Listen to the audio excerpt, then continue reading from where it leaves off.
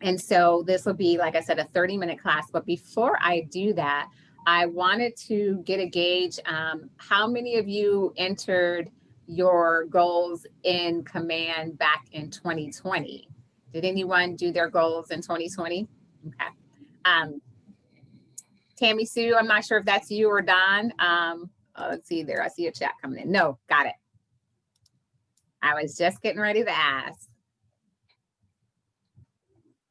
Okay, so we're going to do about 5 essential things today, which is we're going to talk about 5 effective strategies for real estate agents, just to make sure we're clear, making sure I know a lot of you have attended the business planning clinics, which have been awesome. 3 different people within our region have done an amazing job. So just wanted to capitalize on those 5 goals, tackle the millionaire mindsets, let you know about a best practice within Command, and then we're just going to get right into it. So that's what we're doing today.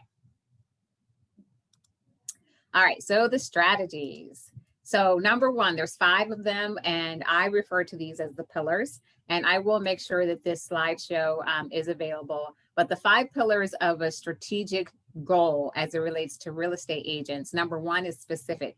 You need to make sure that you dial in whatever your goal is. And the more specific you can be, the more likely it is that you're going to succeed. I know it's contrary to a lot of people that talk about goal setting, but goal setting needs to be specific and attainable. The second thing is time sensitive. You need to make sure that your goal is time sensitive, i.e. giving yourself 30 days, 60 days, whatever it is, because that keeps you accountable. So that's accountability factor in terms of making sure that it's time sensitive. The next thing is measurable. How are you going to measure the goal? This applies universally, even outside of real estate, making sure that your goal is measurable, meaning how do you know you met your goal? The fourth one is meaningful. Don't get away from making sure that your goals are meaningful for you. Don't set lofty and high goals that have no meaning or no value to you. You always want to create the WIFM, what's in it for me, for your clients, but make sure that you set your WIFM, what's in it for me, i.e. you. So making sure that your goal is related to you, whatever you're passionate about, or whatever your goal is, or whatever your heartbeat is, making sure that that's a part of it, your why. And then finally, buildable. A lot of times we look at goals in terms of being very static, and they're dynamic in a sense that what my goal is for 2021 should be launching me into 2022 and beyond. So making sure that you can build on that goal, not only from year to year, but then also from month to month, making sure that you can build, you can, make it even more diverse or add variety to it. So making sure that, again, specific, time sensitive, measurable, meaningful to you, buildable. Questions or comments about that? Are these strategies things that you've done previously? Yes, awesome. And how successful were you in that? Anyone want to share real quick? When you do these 5 things, how successful have you been? I'll share. Yeah, Stacy. So sometimes I feel like I'm never going to reach my goal. Uh-huh. And that's because it takes some organizing on how to, put some specific strategies in place to reach them. But I feel like sometimes I won't reach it. And then sometimes certain things, I feel like my goal's not big enough. Mm-hmm. Mm-hmm. So, it could go either way depending on what I'm setting that goal for. Exactly. Exactly. It makes total sense. I mean, I've been hearing a lot of people talk about making sure that your goal or your vision is bigger than what you think you can handle. And a lot of times we get fearful of that. And so then we kind of take a step back. Let me dial this down a little bit. Let me live in reality. But in actuality, when you make your goal bigger than your vision, it drives you even more. And so you can look at it, from the glass half or half full, in a sense that, just making sure that you're always pressing towards a higher mark. So next, millionaire mindset. Before we get into command, make sure that you understand that command as it relates to goal setting or command in general is the platform is built around the millionaire mindset. So when we take a look at the dashboard for goal setting, keep in mind that it's the numbers and the strategy and the thought behind that is all based on the millionaire mindset. So if you haven't read that book, it's a great book to read, but making sure you understand that's the context around command. So best practices, and then we're going to get into it. Best practices. Once you create an opportunity, and let me take a step back, if you have not consistently been creating opportunities within command, it's a great time to get ready to do that for 2021. Because what's going to happen is your goals that you enter for 2021 are going to be tracked by your opportunities and how much data information you are recording within command. So the best practice is this: create the opportunity within command. Once you create that opportunity, go into appointments and track your correspondence with your clients, because that information is going to be one of the indicators that tracks your progress for your 2021 goals.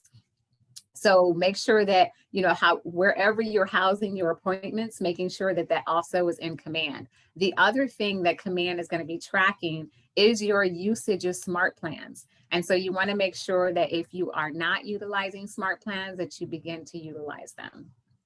All right, so let's get into it. Let me stop share to go into another. Are there any questions or comments so far?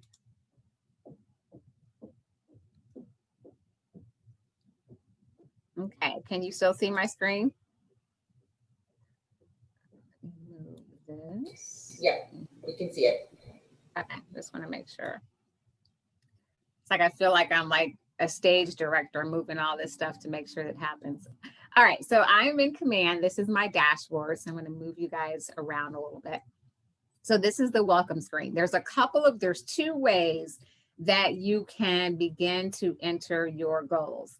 The first way is this: you will begin to see, if you have not already seen, pop-up banners. And so if you haven't set your goals, as soon as you come to your homepage, you'll see this sign. It says, set yourself up for success by setting your 2021 goals. You would click on that, and then it would take you to your goal. It's going to take you to a Kelly guide, but I'm going to show you one other way just so you know the two ways. So I'm just going to X out of that for now.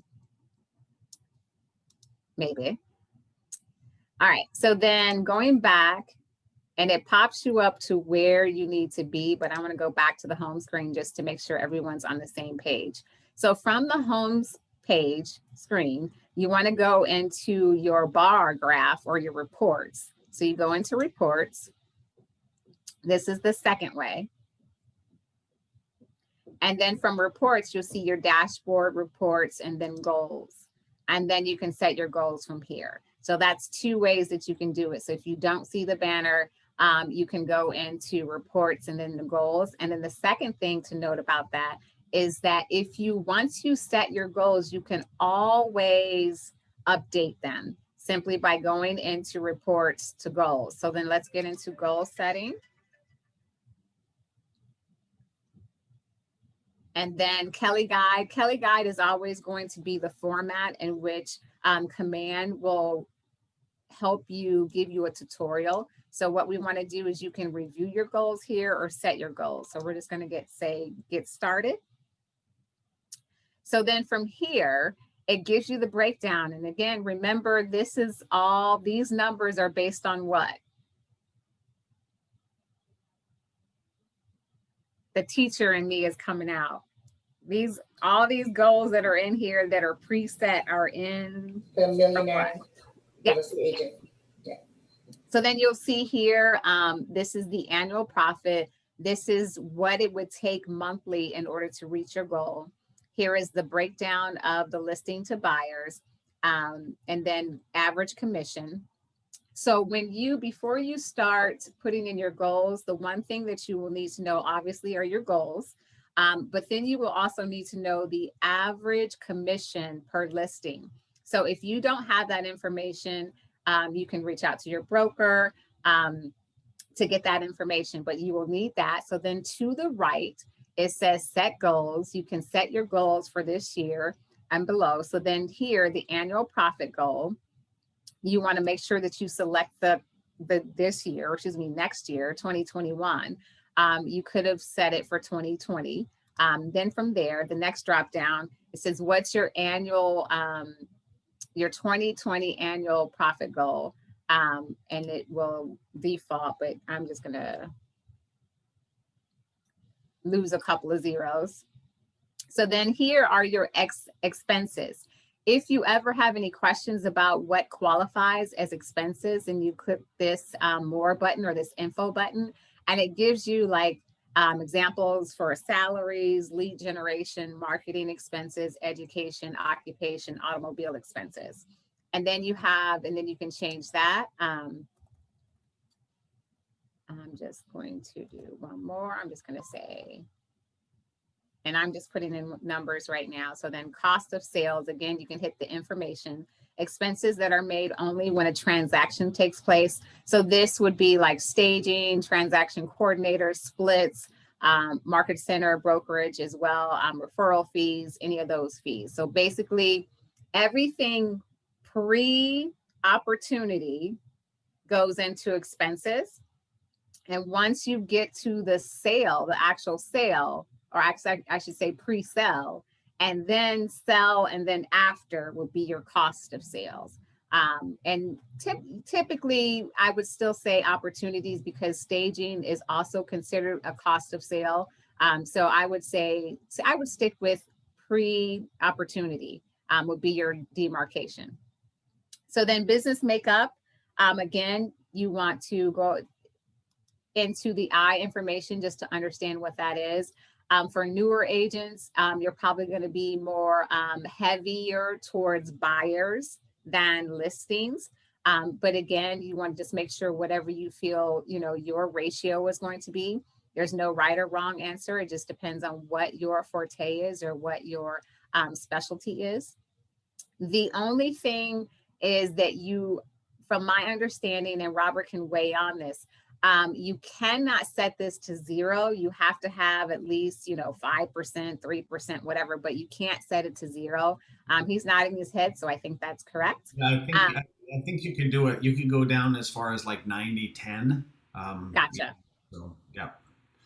Just make sure in those expenses and cost of sales up there, make sure you guys dial those down, because it's kind of set at the $1 million MREA level. And if you don't dial that down, it'll skew all your numbers. So what this will do is calculate everything in the background and show you how many leads, how many listings, how many buyers, appointments you need. Make sure you dial that part down. Yeah. And you can always come back in and re-edit it. It's not a one-time only set. So then here underneath it says average commission per unit. And so here again, reaching out to your broker if you don't have that information, but making sure that you understand what that is. And again, this is all based on the millionaire mindset. So you just want to be conscious of that. Here's the thing, even if you forget something and you keep the pre-scripted or the pre-allocated dollar amount, and then you get to the end and you see something off, you can always go back in and edit it. So there's no worries there. So then just want to hit next. So then here is your funnel in terms of giving you the conversion rate. So it breaks it down in terms of leads, leads, then it contacts, and then appointment sets, appointments kept, agreements, under contract, and closed units. And so for closed units, your goal obviously is to have 100%, but as you know, in real estate there is going to be some sort of fallout. So that sweet spot percentage is 75. You can do it however you want, but that sweet spot, the best case scenario, is 75%. And that's based off of millionaire mindset numbers and ideology. Robert, did you want to say something? Yeah, I listened to somebody teach this the other day, and I think this part gets a little bit confusing for people. So when we talk about leads, the top of the list there, how many of your leads are going to turn into contacts? What percentage of your leads are going to turn into contacts? What percentage of your contacts are going to turn into appointments? So it doesn't go how many leads do you want and how many contacts do you think you need. Just estimate how many. So you may say, okay, 50% of my leads are going to turn into contacts. That's okay. That's good. It doesn't have to be what it says here. Start dialing it in, thinking each step, what is the percentage that you're going to move that appointment set to appointments kept? From appointments kept to written agreements, from written agreements to, oh, I'm under contract. Now, everything under contract doesn't go to a close, so you have to take that into consideration as well, right? So that's how you think Yes. about that. So there's several, going back to what Robert said, there's several school of thoughts.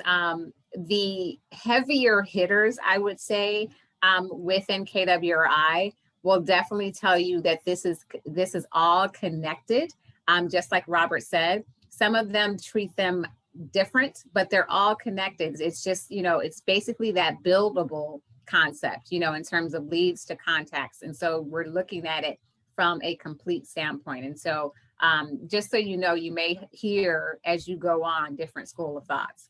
And So also, go ahead. also I was going to throw in, once AI kicks in, it may come back and go, based on last year, you didn't do this. So do you really want to go there this year? So this is right now, it's a manual process, but in the future, when there's enough data in there, they will start saying, hey, you may think you're doing this, but you might be doing this, whether it's up or down, right? So then for leads and contacts, if you feel that you want to increase this or decrease that in terms of any of the categories, you just simply change it out. And I'm just going to just put some random numbers just so you can see.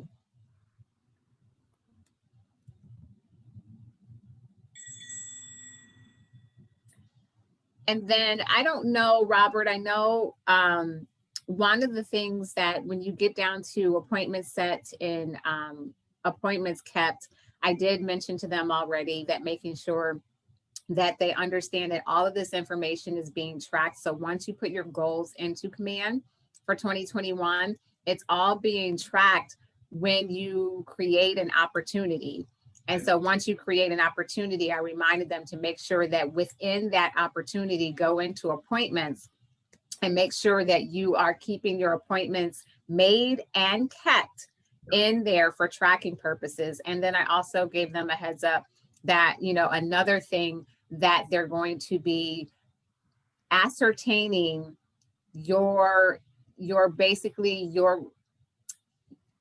what's the best way I want to say, basically tracking your success with 2021 goals would be SMART plans.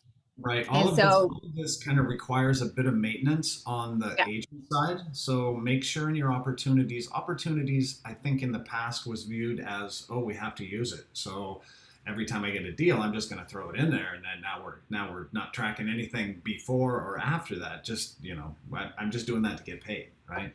So now, as long as you create the opportunities and follow them through and do the maintenance on that opportunity piece as it moves through, it will track you and the system will track you and provide useful information for you moving forward. If you don't put it in, there's a lot of agents out there that didn't put in that appointment kept or appointment scheduled. So they're not getting any metrics on it. So, yeah. That's my 2 cents on that. So, I'm guilty of that. Believe it or not, I'm guilty of that. So in here. Yeah.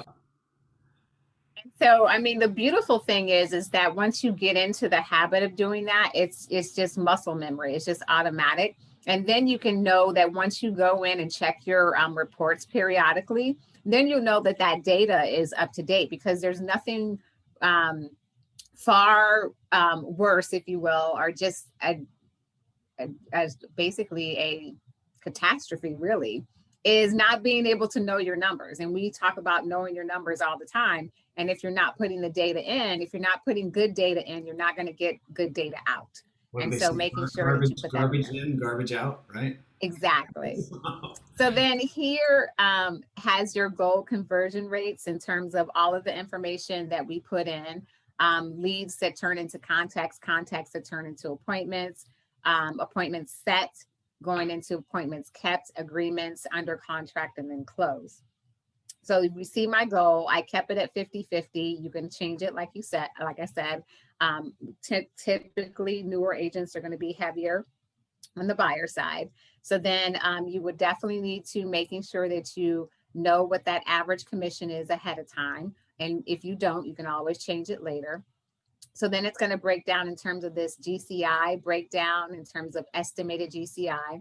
So it's going to say what my annual profit goal is, and then cost of sales, and then operating expenses. So it's going to put in a pie chart, if you will, everything that you have put into that system. Anything you want to say, Robert, add on before I go to what's next and tell them a few things about the dashboard?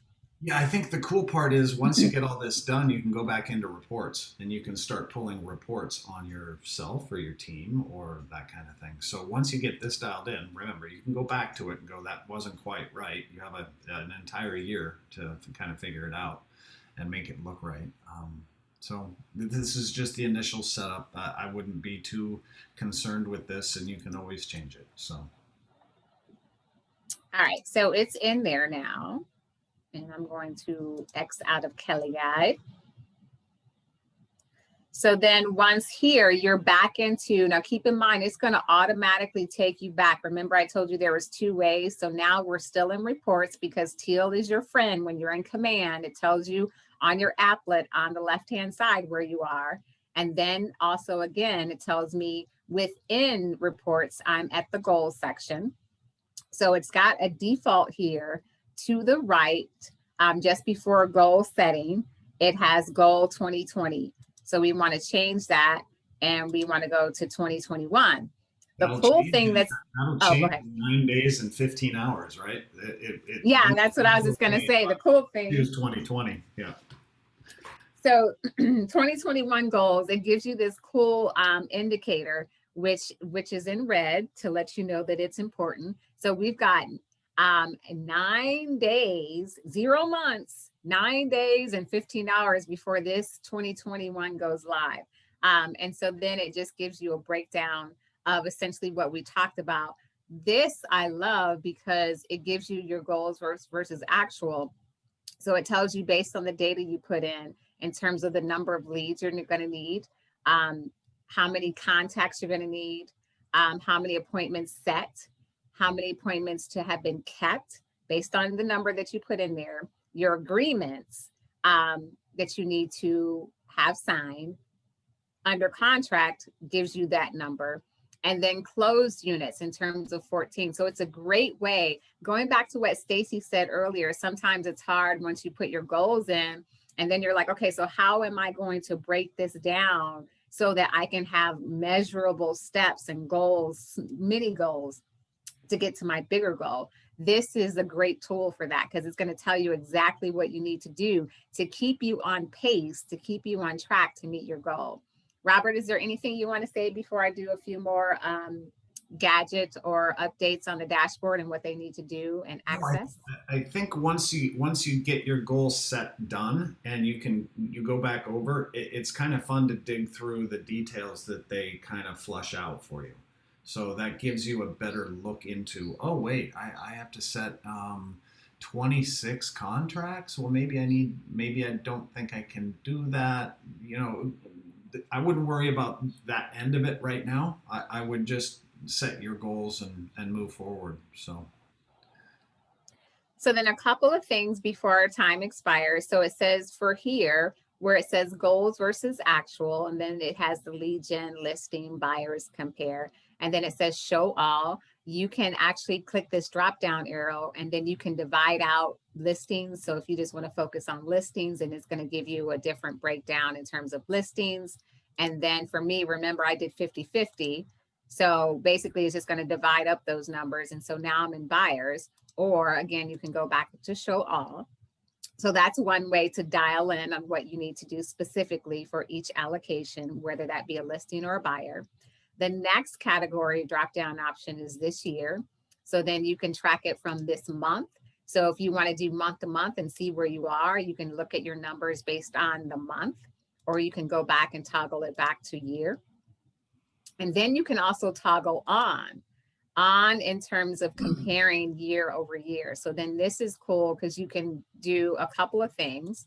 So here you have your this month, this year, show all, which I did. And then here, which is a cool thing, is all agents. So you can take a look at, agents within the market center, agents in my state, top 20. So that gives you, if you're competitive, like probably 99.99% or not of agents are. So then you can do a comparison, and that's huge because you can, halfway through the year, you can see where you are.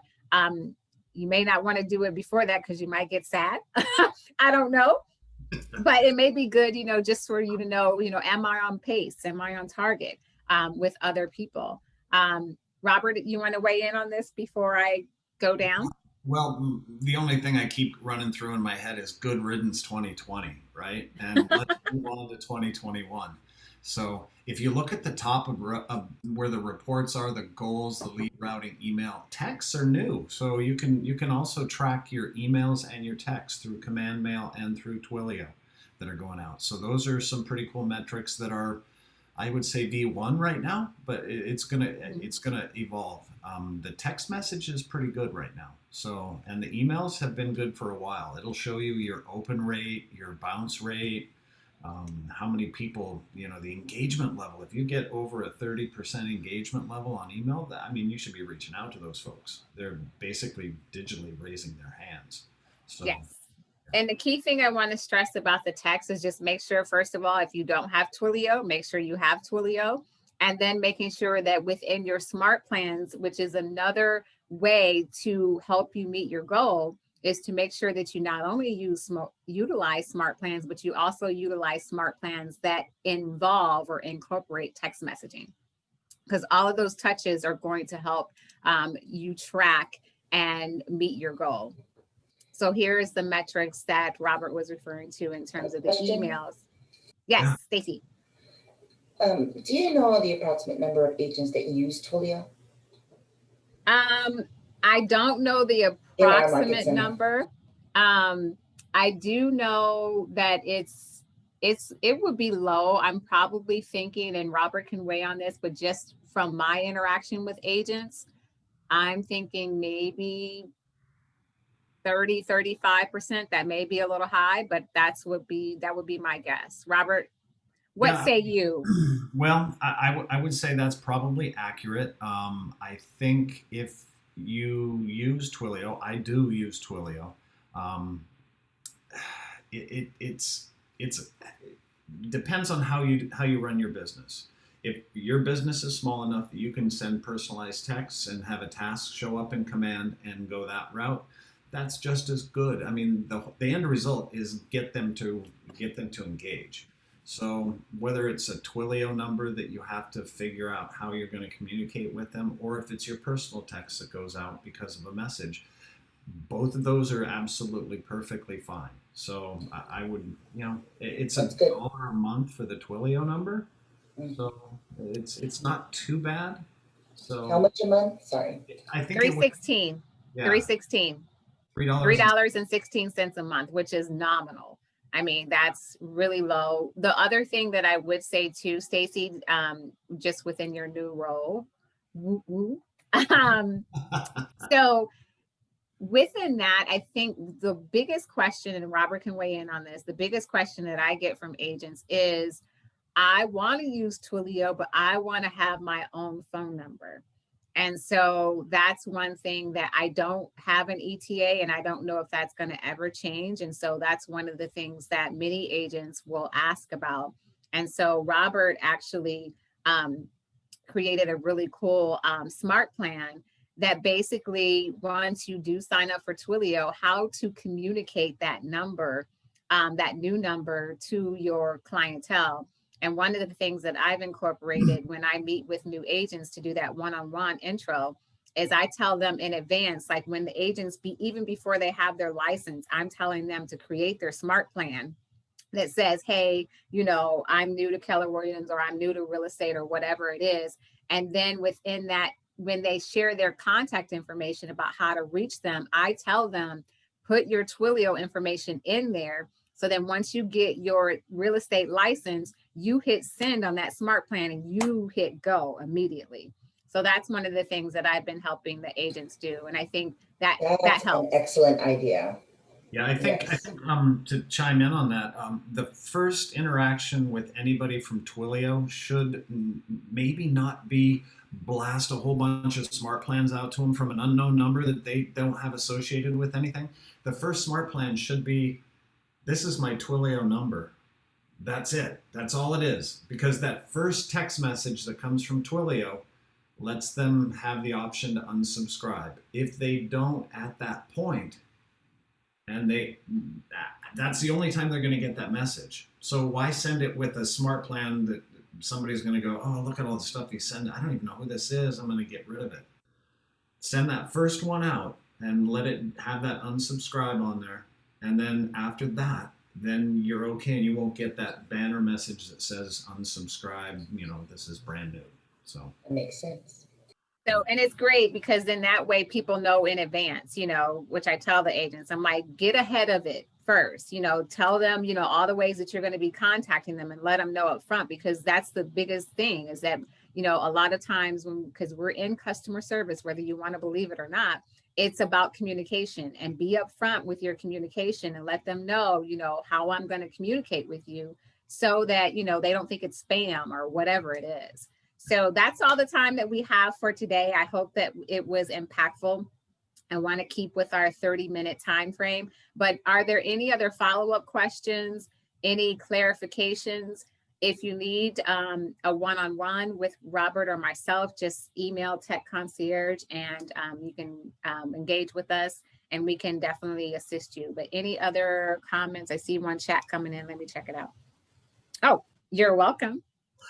So this will be recorded, so then people can refer back to that. But thank you so much for attending. Happy holidays to everyone, and hopefully we will see you tomorrow for the company huddle at 8:30. Early. Yes. I know. We'll see everyone, right? Yeah. All right. Thank you, Latasha.